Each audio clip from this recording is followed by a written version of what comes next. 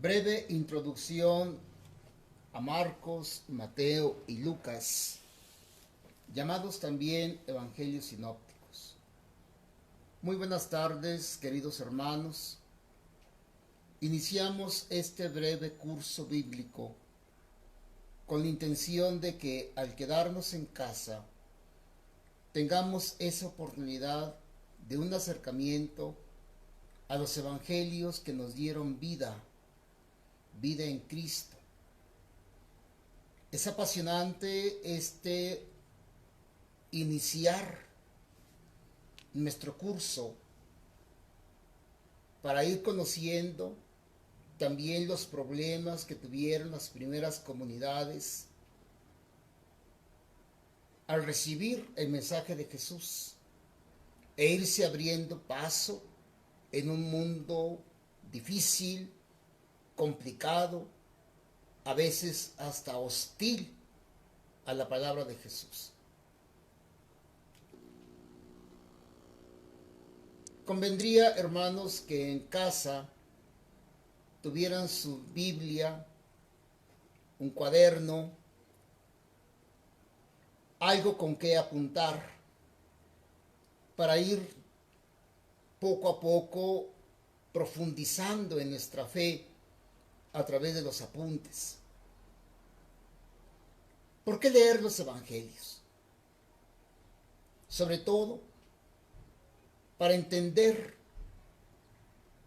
el llamado que Dios nos hace a todos por el bautismo a asumir nuestra condición de hijos de Dios y rechazar todo aquello que no esté de acuerdo a esa condición nuestra, sobre todo al pecado. Y así podemos hablar de la conversión como una respuesta inicial de aquel que ha escuchado al Señor con admiración.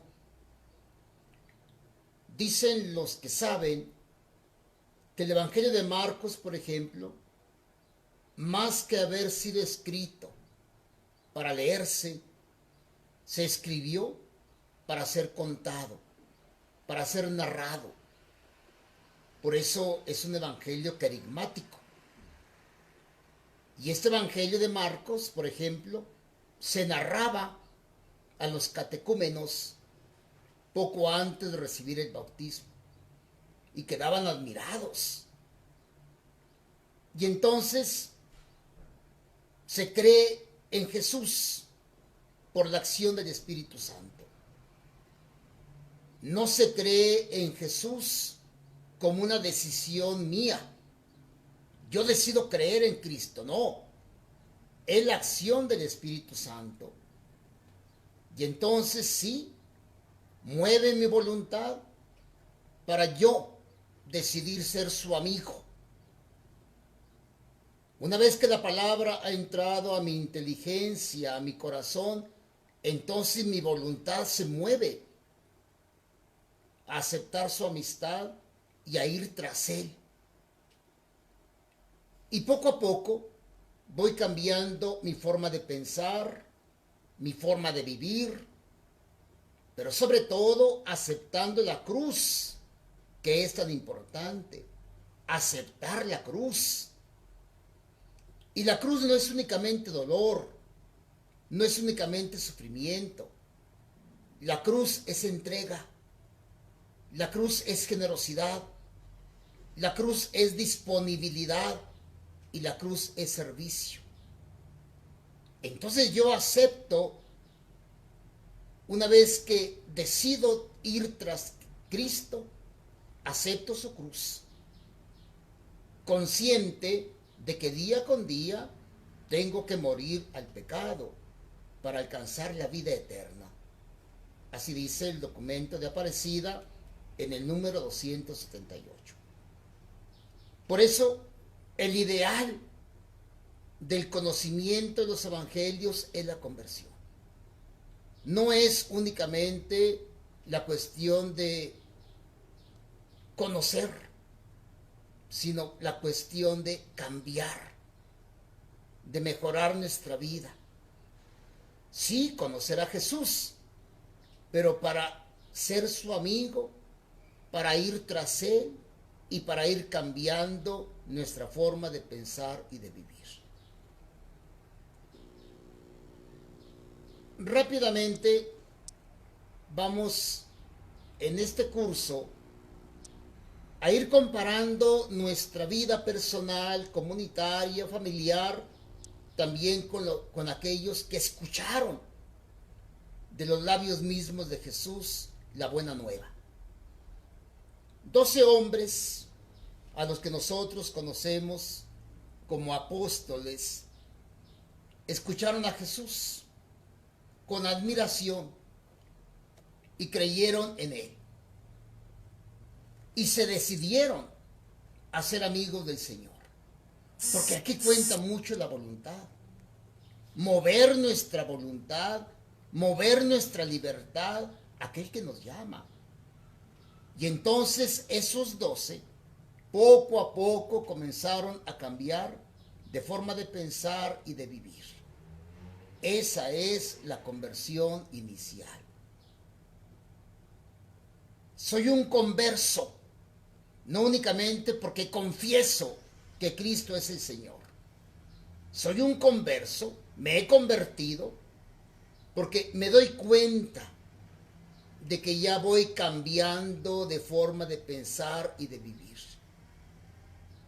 Mi pensamiento ya no es únicamente una estructura humana, sino ahora empiezo a pensar más como Cristo y a vivir más como Cristo, de acuerdo al Evangelio. Esa es la conversión.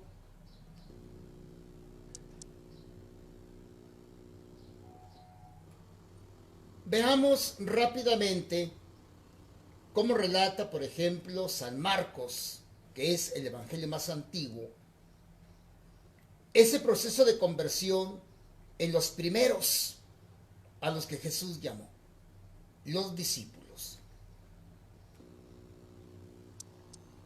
Primero, Jesús llama de nuevo a los discípulos que lo abandonaron.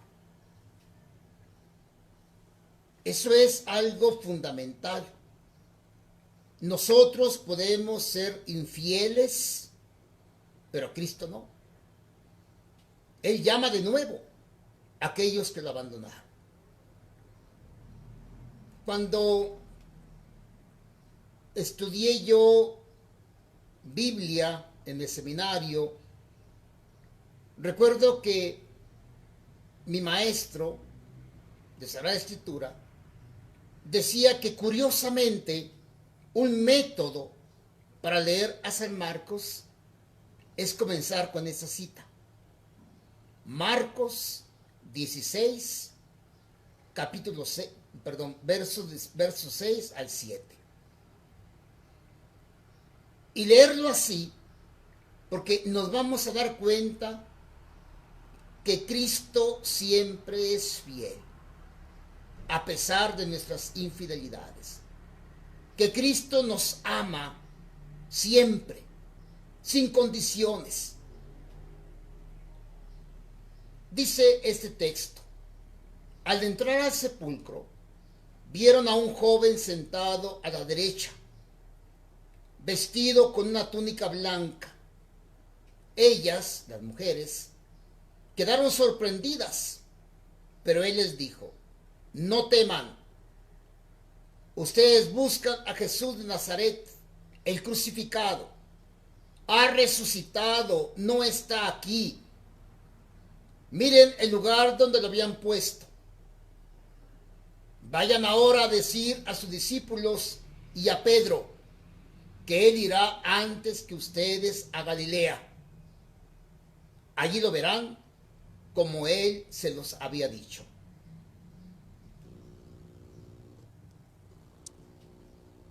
Los elementos que encontramos en este texto, Marcos 16, 6 al 7, son 7. Primero, Jesús les renueva la vocación a los mismos que le fallaron. A los mismos les vuelve a llamar. Eso es importantísimo. Que Jesús siempre está renovando el llamado.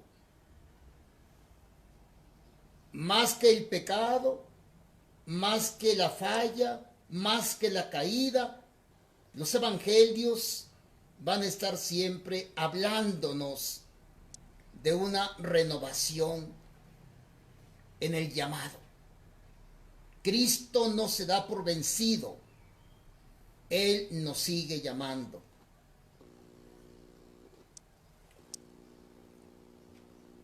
¿Qué había pasado? Que la experiencia de la cruz había marcado un claro distanciamiento entre los discípulos y Jesús. El Señor les había estado hablando de su pasión y los discípulos se resistían a aceptar a un Mesías sufriente. Tal vez por su misma condición económica, social, política, ellos anhelaban un Mesías poderoso. Y la cruz se levantaba así como un fantasma, como algo inaceptable, como algo que no querían. Y fue marcando ese distanciamiento, de forma tal que al encontrarlo, al verlo sufriente, entonces ellos se alejan.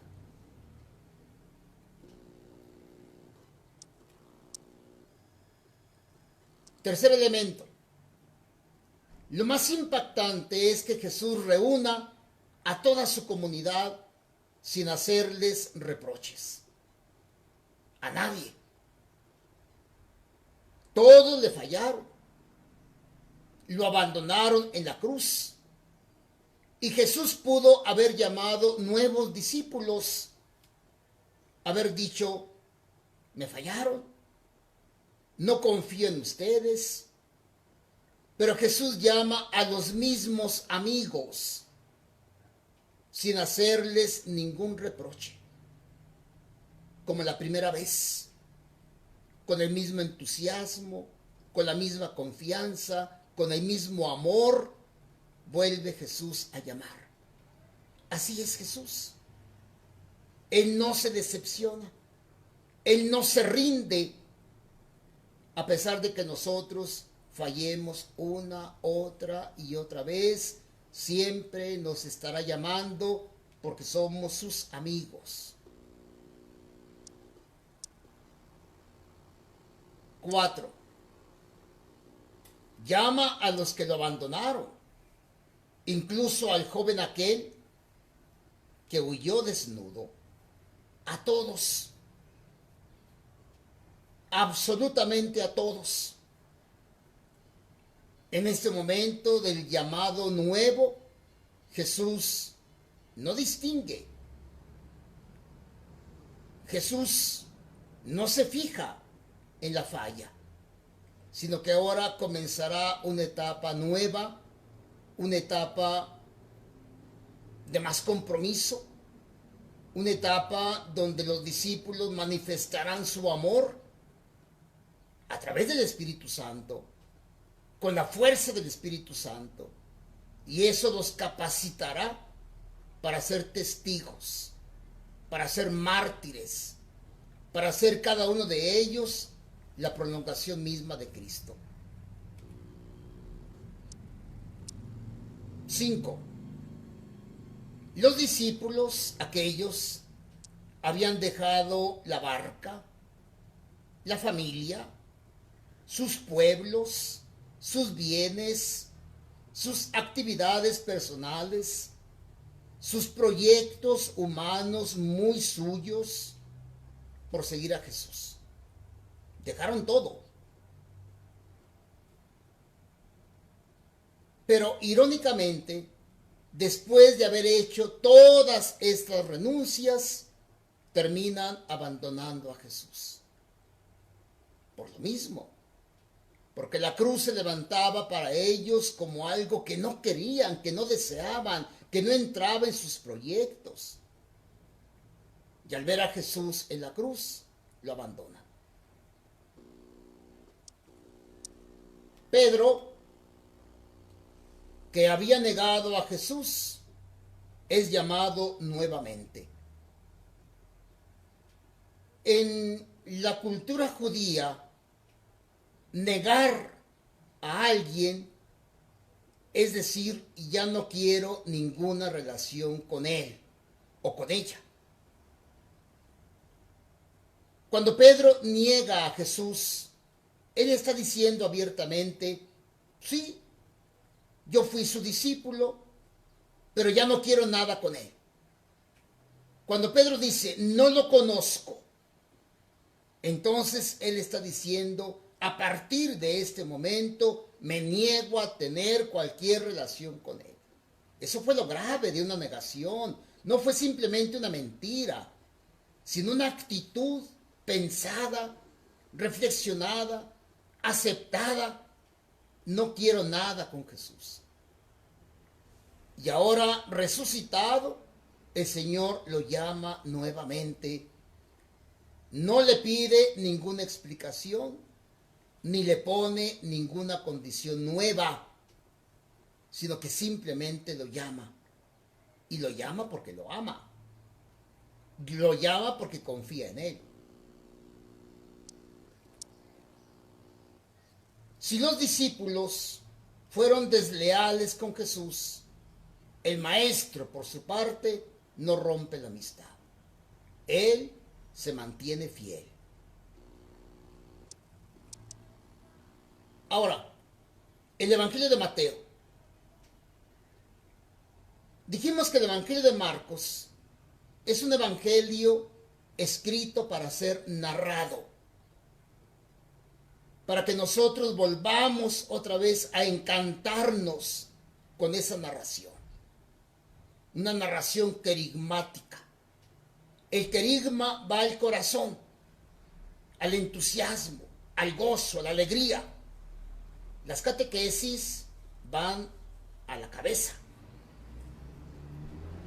Mateo es un catequista.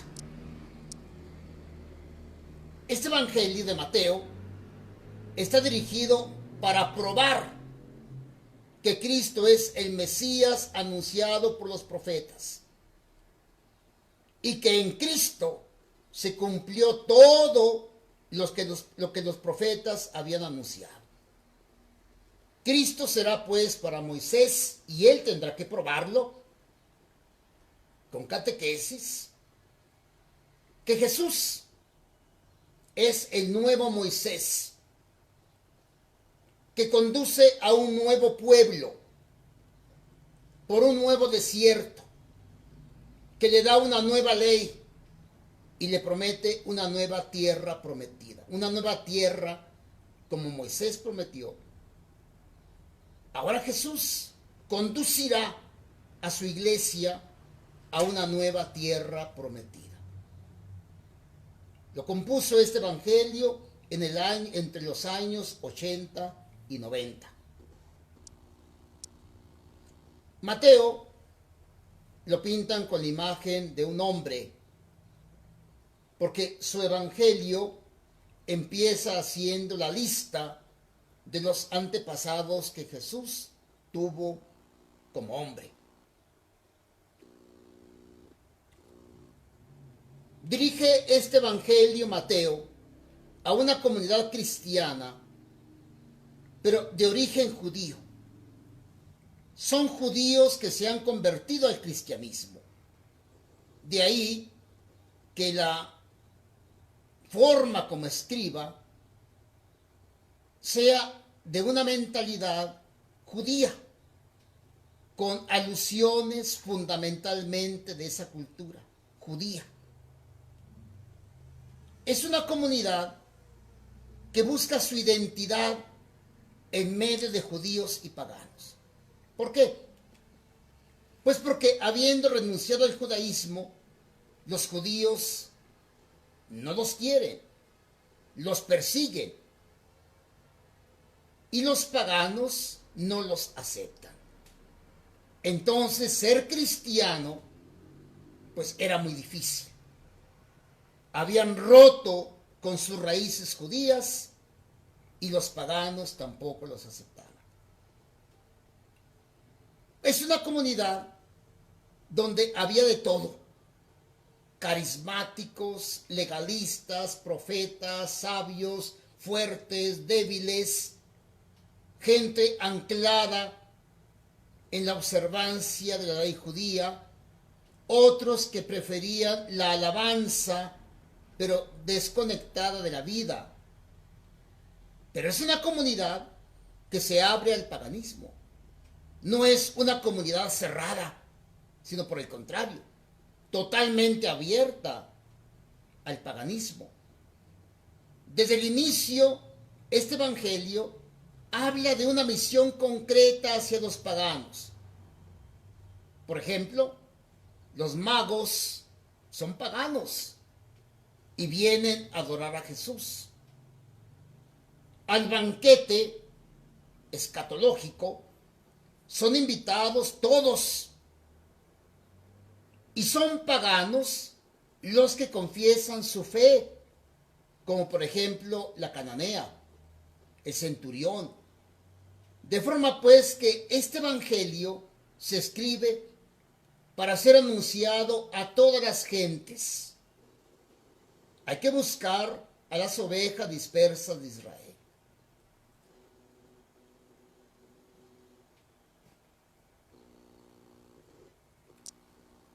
Lucas es el evangelio que vamos a tomar como guía,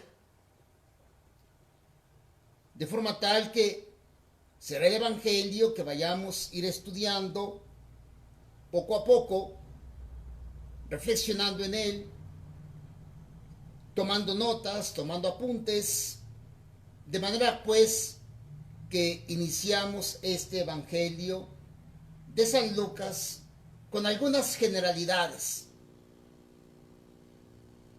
Primero,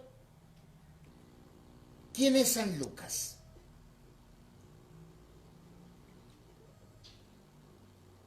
¿Qué sabemos de él? Muchos hablan de que es un médico, muchos hablan cosas maravillosas, a veces extravagantes, de este hombre, pero nosotros vamos a ver datos de la Escritura que nos hagan pensar, que nos hagan reflexionar. ¿Quién es este hombre culto, sobre todo, un hombre muy culto, un hombre con una cultura abierta tanto a las cuestiones religiosas como sociales? Porque es una persona, San Lucas, que está muy sensible al aspecto social, a las grandes diferencias que existen entre pobres y ricos, y que San Lucas dice que son inaceptables en una cultura cristiana. Primero, se sabe que es el autor del Evangelio y de los Hechos de los Apóstoles. En el Evangelio, Lucas nos va a narrar todo el acontecimiento de Cristo: su nacimiento, su vida pública, su pasión, su muerte y resurrección. El Evangelio se centra totalmente en Cristo. Y luego, Hechos de los Apóstoles se centra otra vez en Jesús, pero ahora prolongado en la iglesia. Hechos de los Apóstoles nos va a narrar los comienzos del cuerpo místico de Cristo, los comienzos de aquella comunidad que estaba consciente de que era una comunidad reunida por el Espíritu Santo, pero en torno a alguien que estaba vivo, Cristo. Por eso en los Hechos de los Apóstoles encontraremos tanta gente dispuesta a morir por Cristo. Porque Cristo no es un recuerdo, sino es alguien que está vivo. y vivo sigue alentando a la comunidad. Es maravilloso también leer ese libro porque es el libro de la iglesia. Y siendo el libro que narra el origen de la iglesia, es un libro que tiene que ser leído también por nosotros, que formamos la iglesia. Es evidente que este hombre, Lucas, fue un compañero de San Pablo. Lo acompaña en los viajes que Pablo tiene. Viajes difíciles. Viajes hasta peligrosos. Leer los Hechos de los Apóstoles es apasionante porque vamos a encontrar la figura gigantesca de Pablo, un hombre que una vez convertido a Jesús piensa como Cristo, vive como Cristo, y día con día Pablo acepta la cruz de Cristo. De forma tal que leer Hechos de los Apóstoles es leer también a Pablo. Pablo habla de Lucas en la carta a los Colosenses. ¿Qué sabemos más de Lucas? Sabemos que es un pagano que se convirtió al cristianismo. Y sabemos que escribe más o menos contemporáneamente a Mateo, entre el año 85. Un escrito que dedica, no sabemos si sea un mecenas, pero es un tal Teófilo.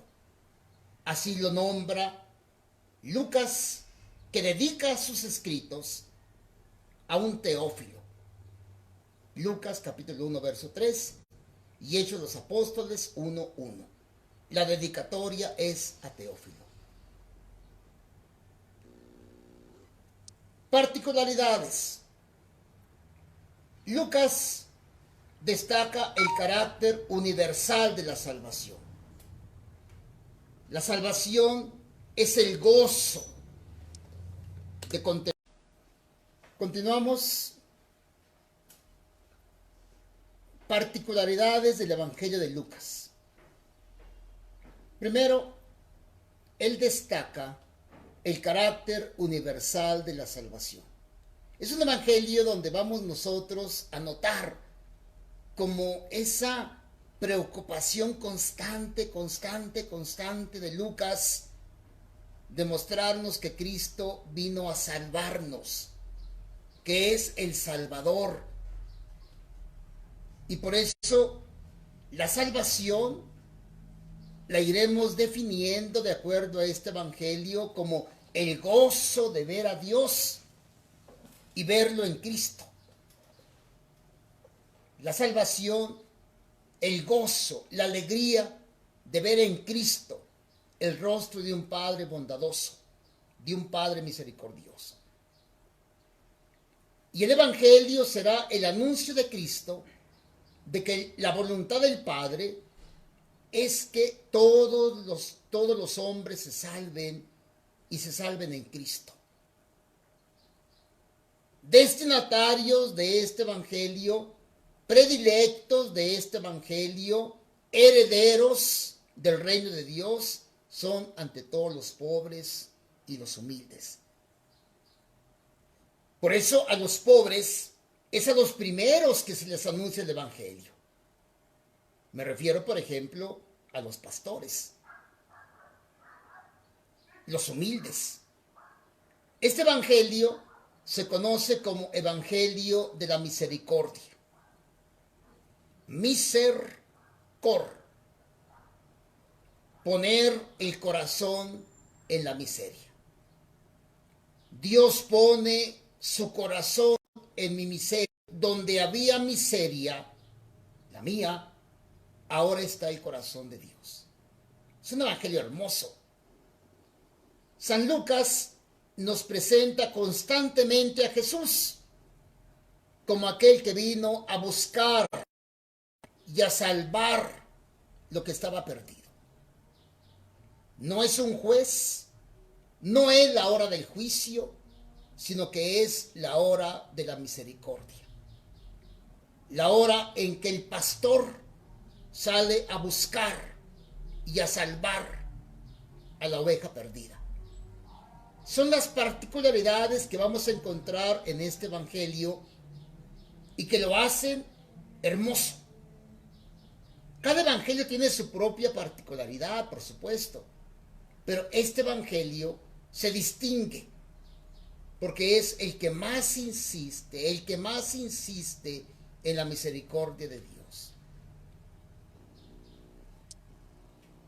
Objetivo de este evangelio. ¿Por qué lo escribió Lucas? Lo escribe para contarnos quién es Jesús, para hablarnos de su persona, para hablarnos de su proyecto, para hablarnos de sus amigos y para hablarnos también de nosotros que estamos ya en el corazón de Él, de Cristo. Lo escribe dedicado a un tal Teófilo. Y se lo escribe, dice Lucas, para ayudarle a conocer más y mejor a Jesús.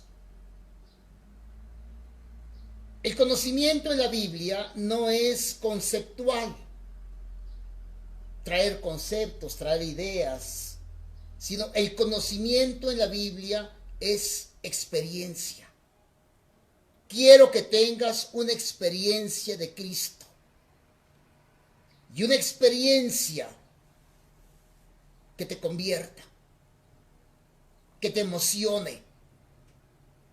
Dice Lucas, para que llegues a comprender la autenticidad de las enseñanzas que has recibido. Son auténticas. No es Cristo una leyenda. Cristo es una persona real y su enseñanza es auténtica. Teófilo, somos nosotros, amigos de Dios. Nosotros que hemos empezado a leer este evangelio. Nosotros tenemos como objetivo de estas clases o charlas o pláticas comprender mejor quién es Jesús. Teófilo es aquel a quien Dios ama. De manera que si Dios me ama porque soy su hijo, y si Dios te ama a ti porque te trasladó de las tinieblas del pecado a la luz admirable de su reino por el bautismo, entonces también a ti te ama. Y también para ti este evangelio ha sido escrito. Para ti. De forma tal que debemos conservar con cuidado en lo más íntimo del corazón este regalo de Dios que es el evangelio.